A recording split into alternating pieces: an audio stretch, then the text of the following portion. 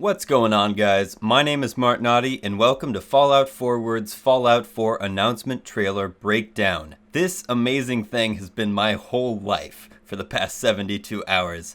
I've been watching it on repeat, adding stuff to the wiki, and essentially lived vicariously through this 3 minutes and 4 seconds of pure hype. Now that that's out of the way, let's begin with the breakdown. This trailer begins the exact same way that we have come to expect. The same slow, static-ridden test card broadcasted on a black and white TV.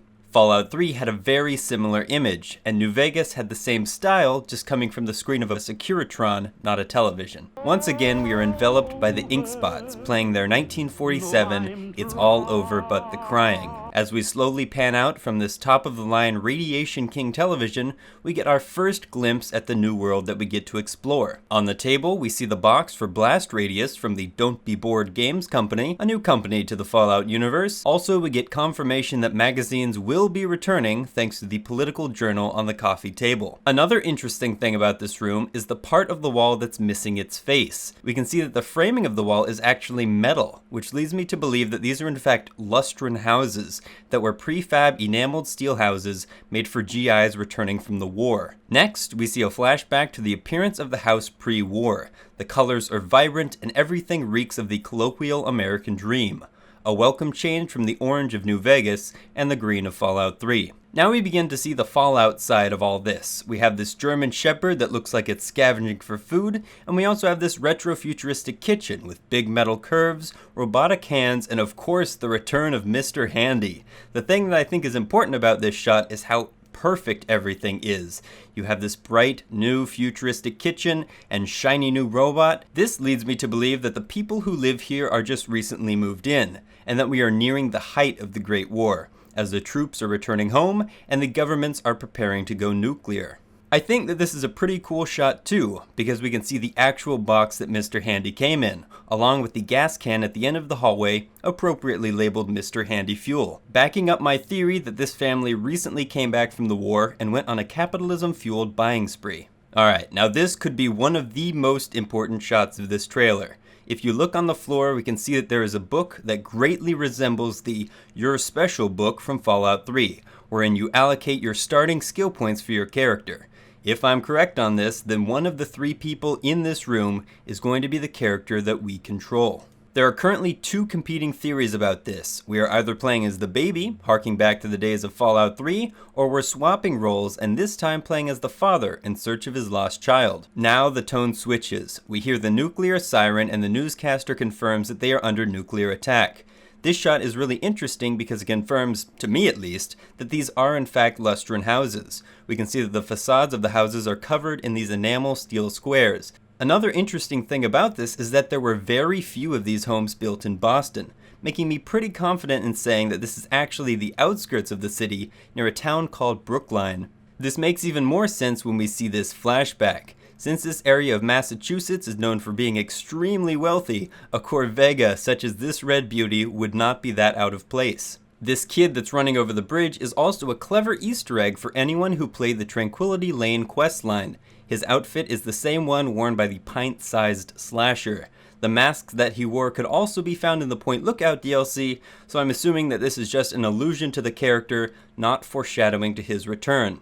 Although it would be pretty cool if the vault that he was heading to would go on to become the basis for the Tranquility Lane simulation. Thanks to V-Squad Dusk for finding that out. I definitely would have missed it.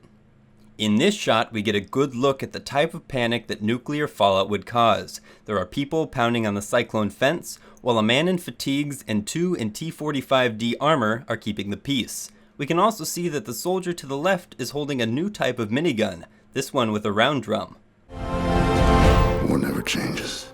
There's the famous line that truly signals to me that this is a Fallout game. I'm glad the war never changes, because I really don't want these games any other way. Next, we finally learn about the vault that we will likely call home.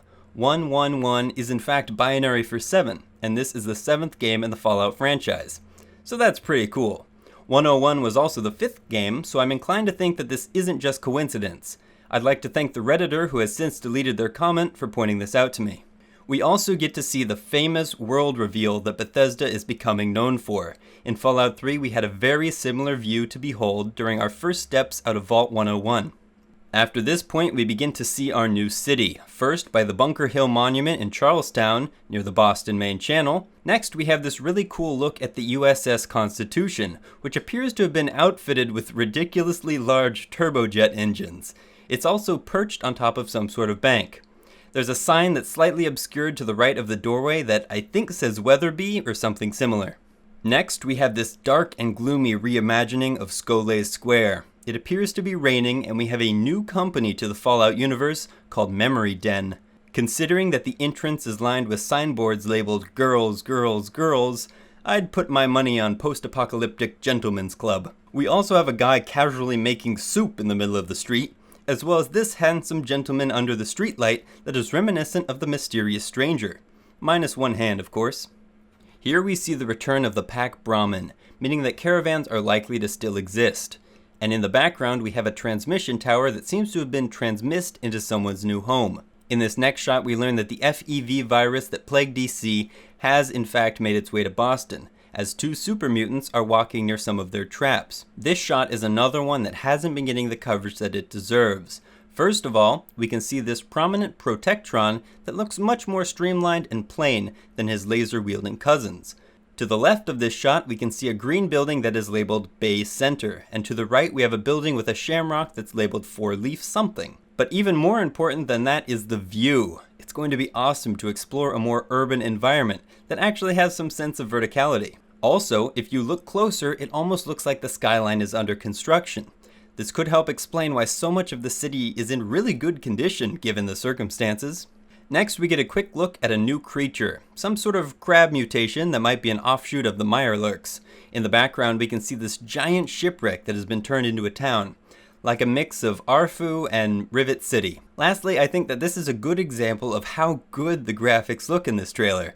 When you watch this uncompressed and see the grass move and the ripples in the sand, it really makes this game look amazing compared to its predecessors. Not a whole lot to see in this shot, a bit more of the dog as well as a billboard for R&R gasoline. That doesn't look like it's aged really well.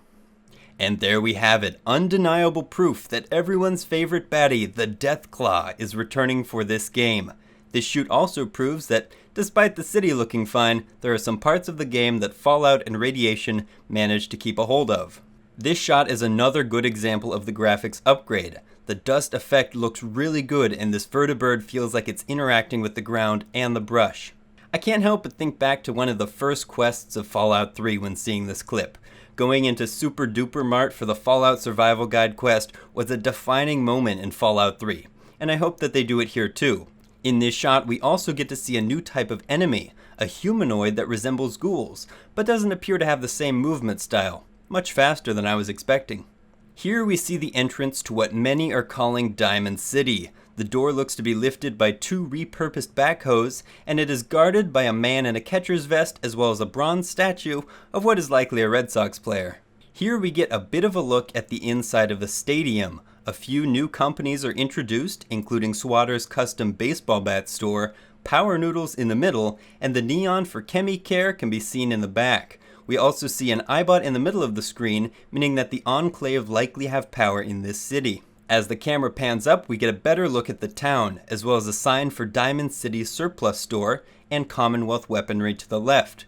You can also see the outline of a Nuka-Cola sign in the rear. In this shot, we have more lighting effects, this time as lightning illuminating the Paul Revere monument next to the Old North Church, the starting point of Paul Revere's ride. In the sky appears to be some sort of rigid airship, likely Enclave since the government researched metal-clad dirigibles in the 1920s, ultimately culminating with the scrapped ZMC-2 in the 40s. Although nothing I could find looks anything like this, that's for sure. In this shot, we are likely in a similar aircraft as that vertibird seen earlier. There is a man in some form of power armor, but I don't recognize it as anything we've seen before. The eyelid shape of the shoulder pad is an interesting addition, though. We also see another advertisement for R&R gasoline, and a billboard for the Fallon Corporation, but it doesn't give much information about what they do. Finally, we see a poster for GNN Radio, aka the Galaxy News Network. This could mean the return of everyone's favorite host, 3Dog, but I would wager that 4Dog would fit better in this game. In this shot, we get a bird's eye of the city, complete with the shiny Boston State House, as well as a billboard for Tortoise cigarettes. Hopefully not made with real tortoise. This quick image is interesting because it shows us the vertical entrance to Vault 111, as well as what appear to be the same characters that we saw in the opening scene with the baby. And, of course, we get a good look at the explosion that completely changes our world. Again, we are reunited with our silent protector, the dog, as he sniffs his way back to this extremely interesting garage. This image shows a whole lot. First, we can see that there is a good chance that we will be able to continue to customize our weapons. Thanks to the laser rifle on the pegboard with its grip, sight, and extended mag, we can also see that bobbleheads are making a comeback. And finally, we get a look at this board covered with all of the Vault Boy skill images. It's hard to make out, but it may indicate that there will be a new way for us to upgrade our character's stats. Even if it isn't, it still looks cool. And here it is, our new Pip-Boy.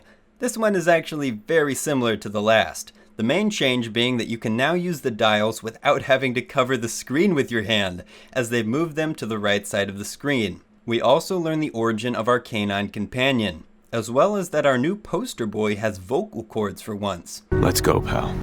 Not sure how I feel about that. And there you have it. That's the Fallout 4 teaser trailer in depth. As always, thank you very much for watching. If you like this, please